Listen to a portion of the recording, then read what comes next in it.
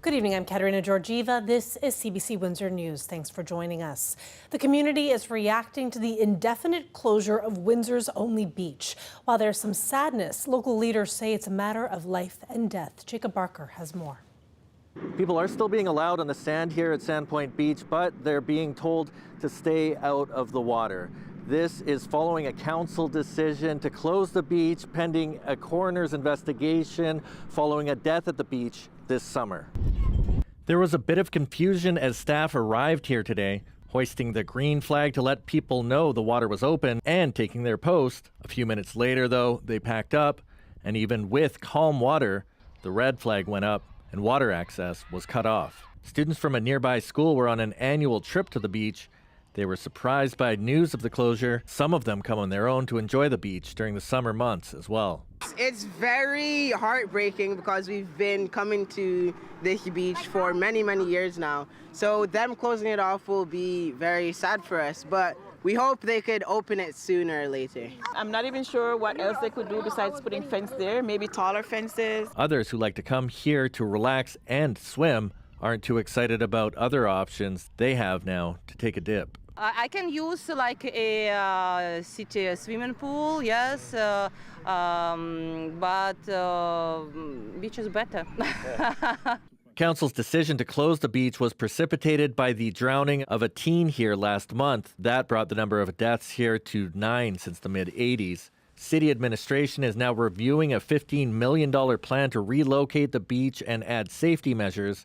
The idea being to keep swimmers from ending up in dangerous currents in the Detroit River. Council hopes recommendations in the coroner's report could help inform them as well.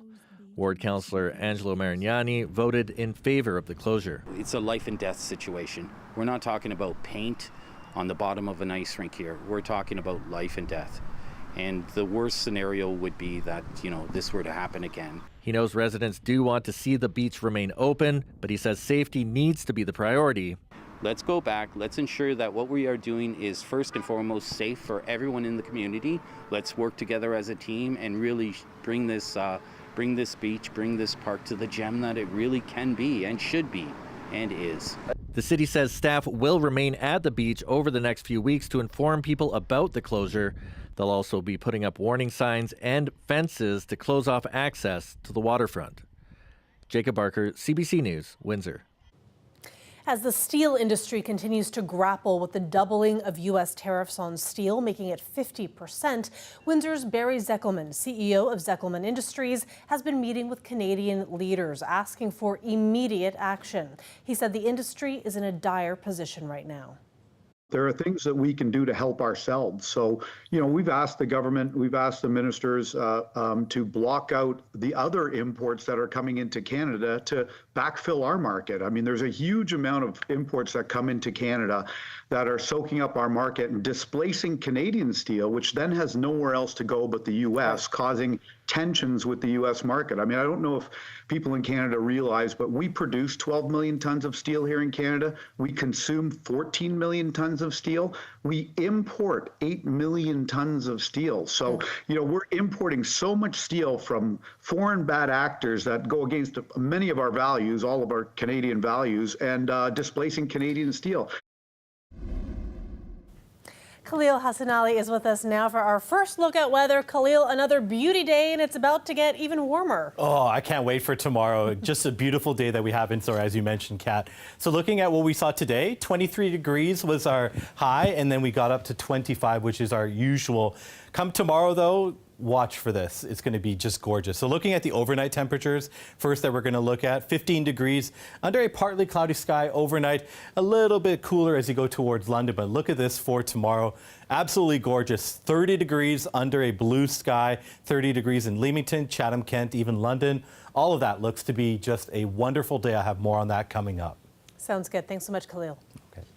Up next, it is day 2 of a coroner's inquest into the death of a Windsor inmate. 31-year-old Joseph Grattan died of a fentanyl overdose at the Southwest Detention Center in October 2019. And on day 2 of the inquest, the jury heard that Grattan had made multiple requests for Suboxone, a medication that helps treat opioid addiction.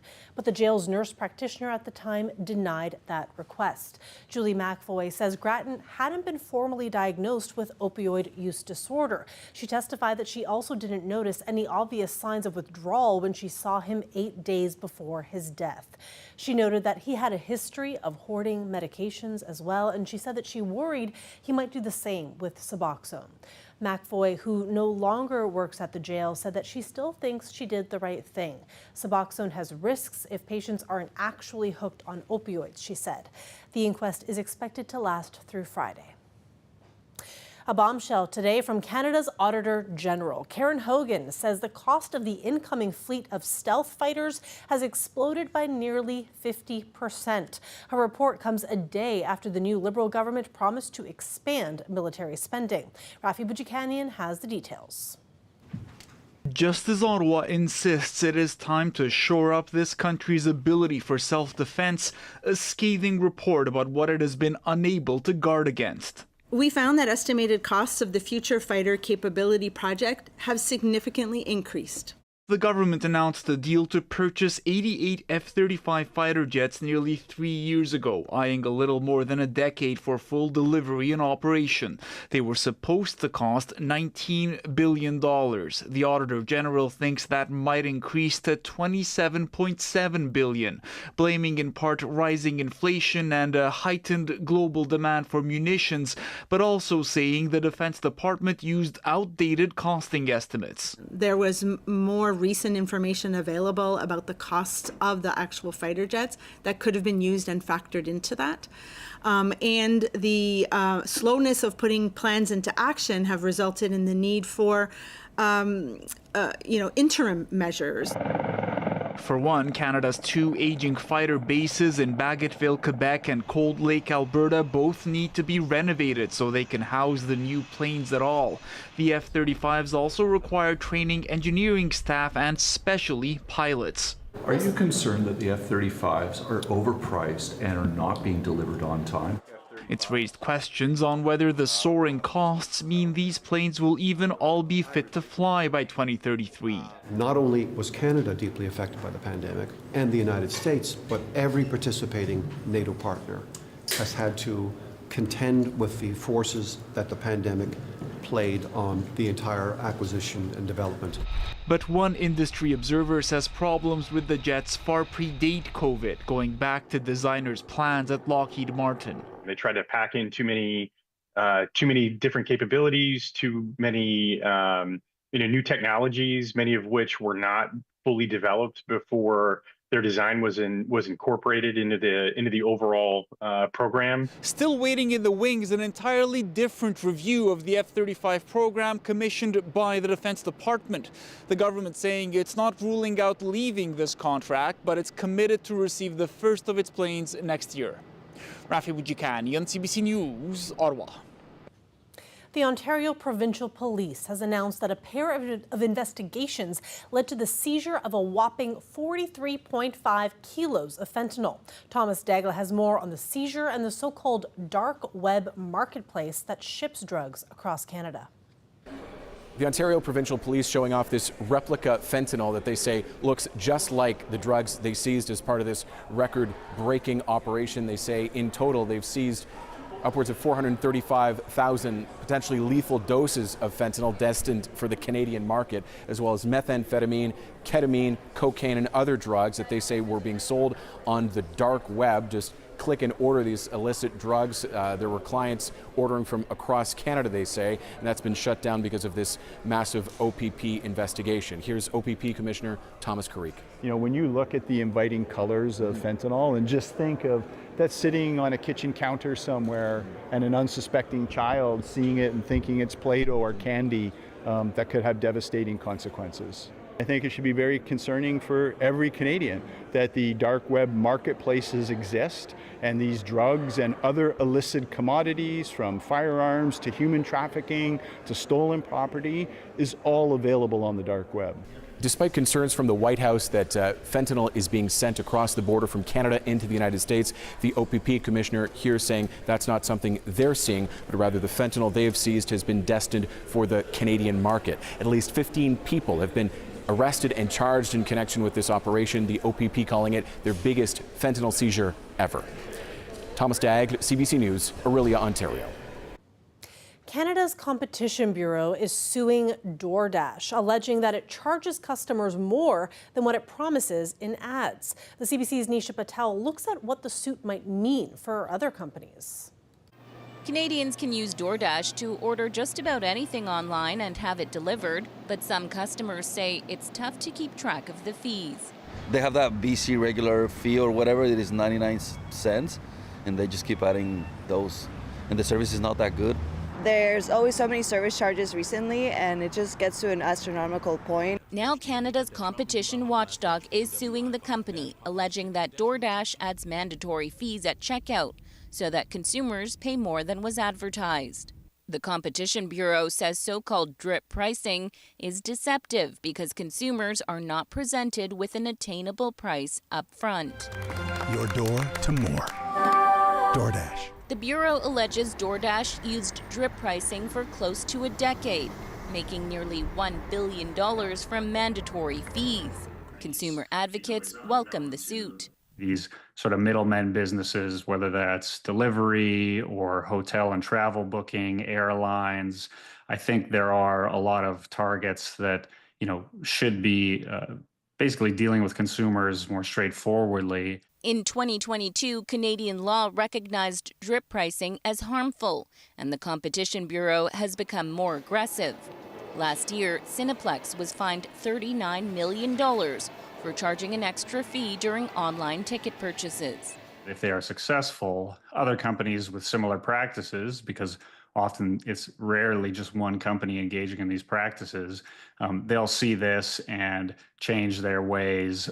The company claims it was unfairly singled out and says DoorDash does not hide fees from consumers or mislead them in any way. We intend to vigorously defend ourselves against these claims. The Competition Bureau says it's looking for DoorDash to change its practices, pay a financial penalty, and compensate affected customers. Nisha Patel, CBC News, Toronto. Windsor's Rosalind Canty celebrated her 21st birthday by winning gold at a national boxing event. Her performance in Quebec establishes her as one of Canada's top fighters under the age of 23. Canty trains out of the Border City Boxing Club. And it all makes sense because boxing is in her blood. I can remember the first time I saw fights in real life. I was sitting next to my grandpa and I was like, I need to do this. So I started trying to convince my dad to train me because I was never allowed to before, even though I grew up in the gym. And I started convincing him. I was an avid soccer player, so he said that the only way he was going to train me is if it was for soccer. So he started training me just to get in shape for soccer. And then I started sparring and I had my first fight April of 2022. It was just so high energy and everyone yelling and the scene was just surreal. It was crazy. Let's wait a little. He just started training me and insisted that it was just to stay in shape for soccer, but I had other plans. My dad is my head coach and sometimes my mom trains me for just to stay in shape. So when I was playing soccer growing up, my dad used to call me Super Roz, and then that shortened to Soup because it was a little bit too long to yell on the field. So now my boxing nickname has translated to Soup. It was amazing. I had 2 fights. I was supposed to have 3 fights, but the first day the girl pulled out 2 hours before I was supposed to step into the ring with her. And then the second girl I fought was a girl named Jade Delgado, who was the 2nd seed. So that was a really good fight to have. And then I ended up fighting a girl named Sabrina Simmons in the finals, who we watched fight the day before when I fought Jade. And she stopped her girl in the first round. So we knew that she was a strong puncher and that I needed to move, break in, move off the angles, and I was successful in doing that and ended up beating her. And she was the first ranked seed, so she was the national champion of last year. Oh, it was crazy. It was such an amazing feeling when I knew I won the fight. I think that boxing is more important for girls. It teaches you to protect yourself. It gives you mental confidence to not be scared if you're alone out in a dangerous situation. It can give you the confidence to protect yourself. And I think even if you don't want your kid to fight, I think boxing is a skill that most people, especially girls, should learn. So I think it's important. A live look outside there. We had another beautiful day today and a warmer one coming tomorrow before we get some more rainfall later in the week. Khalil will have more for us later in the program. But first, after the break, we'll have the very latest on the protests in LA. Stay with us.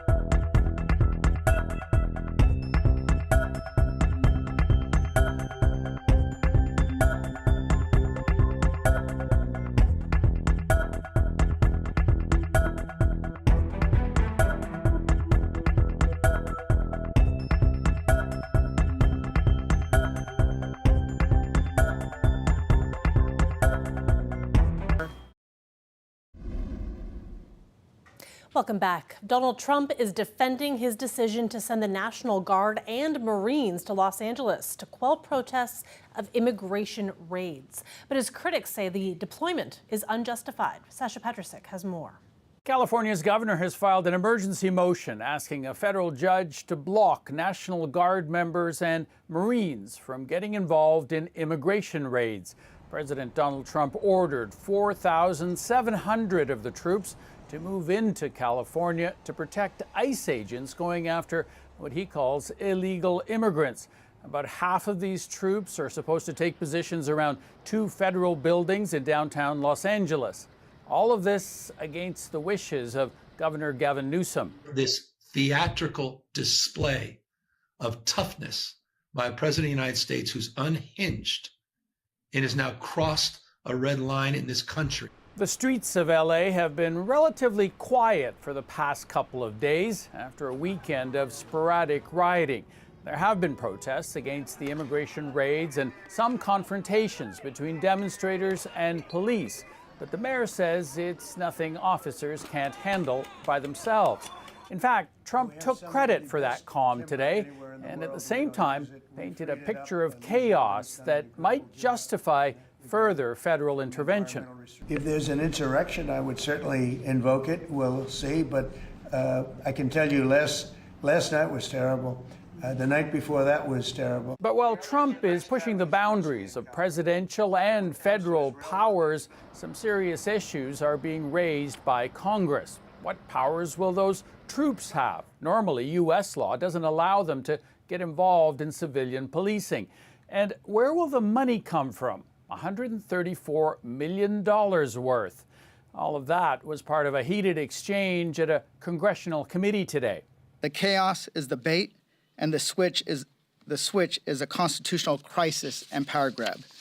Trump created this political distraction to divide us and keep our focus away from his policies. You asked about the situation in Los Angeles, and we believe ICE agents should be allowed to be safe in doing their operations, and we have deployed National Guard and the Marines to protect them in the execution of their duties. For Trump, the heavy emphasis on the military power he commands continues with a speech to troops at Fort Bragg in North Carolina this afternoon and a massive military parade that's set to shut down a large part of Washington, D.C.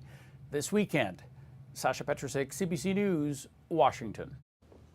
Crews continue to battle fires raging in northern Ontario, and the military has been deployed to help people leave Sandy Lake First Nation, almost 600 kilometers northwest of Thunder Bay. Many evacuees have had to leave their beloved pets behind, so some Good Samaritans have volunteered to check in on the animals. Lisa Shing has more.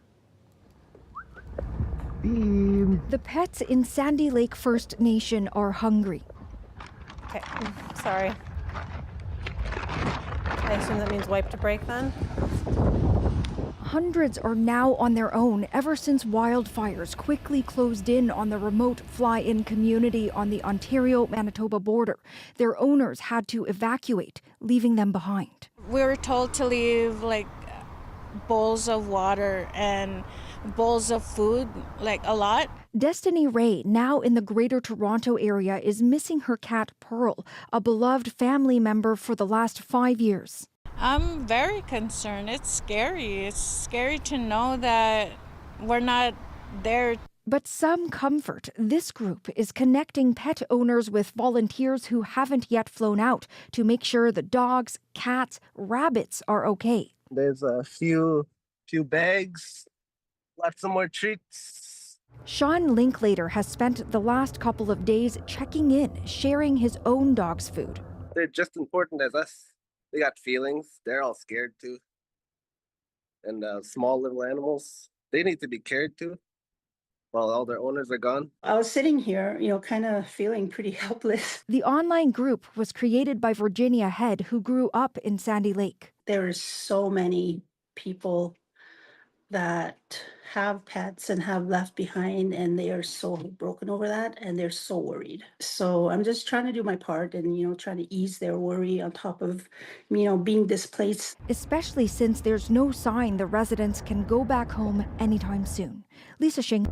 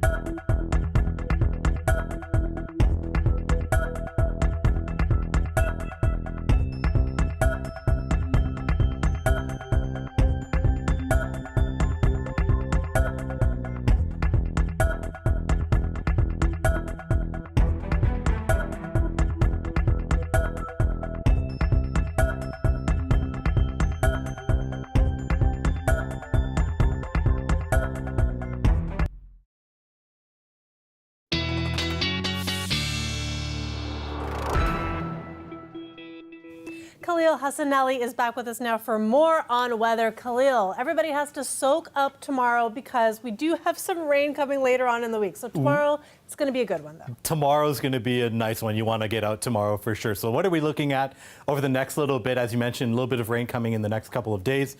But once again, wonderful Wednesday. It's going to get up towards the 30-degree mark. It's also going to be humid, so enjoy it because there is going to be some unsettled weather that comes in. And then right now it looks like a wet weekend, at least to start off. So that's what we're looking at. Looking at what we're seeing around the country, it's been the wildfires that everyone has their thoughts on at the moment. So what are we looking at in terms of the temperature? Not really helping the situation because it is still warm through the prairies. 24 in Calgary, 22 in Saskatoon, still 25 degrees in Winnipeg. And then in terms of that smoke cover over top of us, it is going to be pretty minimal. There isn't too much. It's looking like just very low impact. So maybe tomorrow as we get towards the afternoon, that blue sky is really going to shine through. And this is what we're looking at.